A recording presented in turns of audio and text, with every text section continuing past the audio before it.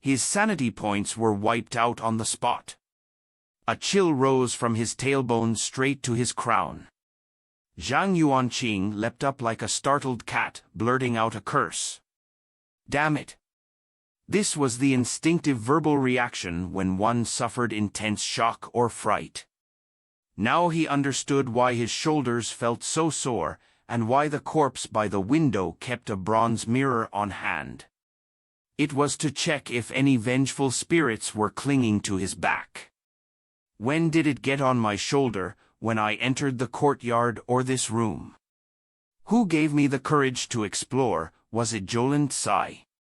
It felt like his mind exploded. All kinds of thoughts erupted in an instant as terror crashed over him like a frenzied tide. Although he knew this temple contained bizarre, frightening things and was mentally prepared, facing ghosts directly still filled him with indescribable dread. Right, I have the talisman. Zhang Yuanqing's trembling hands fished out the yellow paper from his jacket's left pocket, trying desperately to stick it on his shoulder. Slap. The corpse-suppressing talisman slapped onto his shoulder. He held up the bronze mirror carefully and looked. The ghastly pale, black-lipped man with lifeless white eyes still clung to his shoulder. Useless, this doesn't count as a Yin creature's corpse. His last shred of hope vanished. Zhang Yuanqing felt his shoulders grow increasingly sore as his hands and feet turned cold. These weren't illusions. It was real loss of yang energy. At this moment, Zhang Yuanqing thought of the corpse under the offering table in the main hall, and this poor predecessor who died beneath the window. Next, he might likely die here like them. A penetrating chill rose in his heart. Tap tap. Suddenly, when he was in grave danger, soft footsteps sounded from the corridor outside. The footsteps were light but very clear in the dead of night. Zhang Yuanqing's heart jolted. He swiftly crouched down by the corpse below the window. The footsteps sounded somewhat familiar, like what he'd heard entering the temple. Tap tap tap. The footsteps drew nearer, approaching this direction. Zhang Yuanqing didn't dare breathe, remaining taut as he vaguely heard his own frantic heartbeat. When the footsteps passed the window, Zhang Yuanqing still couldn't resist taking a look at the floor. Moonlight shone in, forming latticed window shadows on the ground. The window wasn't tall, only to his waist. With normal height, something passing by outside would definitely cast a shadow from the moonlight, yet he saw nothing. This meant whatever went by outside had no body. Luckily, the footsteps didn't linger or enter the room after passing the window, but gradually faded away. Phew! Zhang Yuanqing silently breathed a sigh of relief, straining to listen to the receding footsteps. He heard them enter the courtyard with swishing sounds stepping on weeds. Then the steps halted before resuming after a few seconds. But this time they weren't simply walking. The footsteps had a certain rhythm and tempo. What was it doing in the courtyard? Zhang Yuanqing pushed his icy body to stand up with some difficulty and peered outside through the tattered window paper.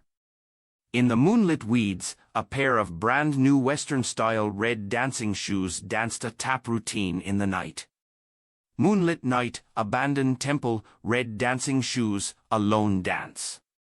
This sight was both absurdly bizarre yet vaguely lonely. Why would a Ming Dynasty mountain temple have Western-style dancing shoes?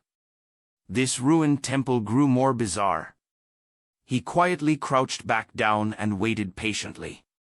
As time slowly passed, the vengeful spirit on his shoulder continuously siphoned his yang energy.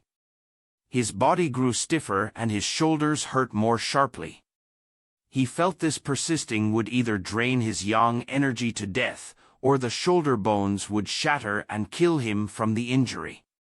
Amidst the agonizing torment, the dancing in the courtyard ceased.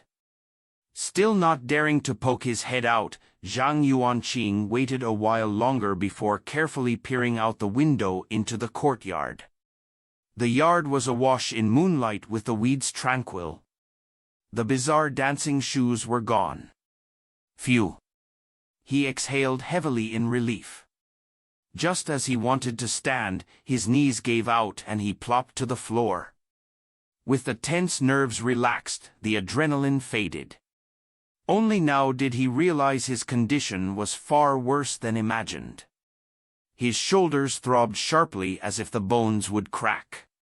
His knees were stiff and blood seemed to have coagulated.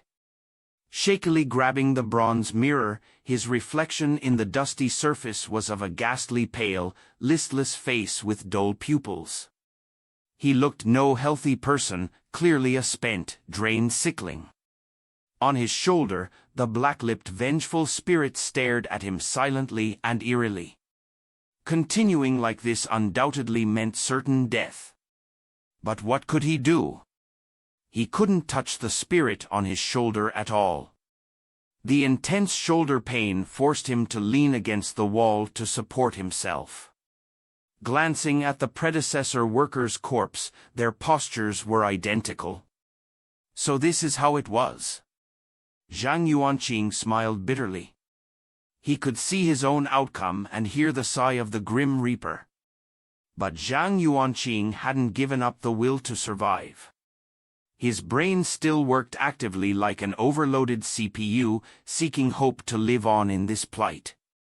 In a flash, the corpse under the offering table in the main hall flashed through the messy, chaotic information flow. The shoulder bone fractures on the two corpses are different. The main hall corpse's shoulder injury wasn't fatal.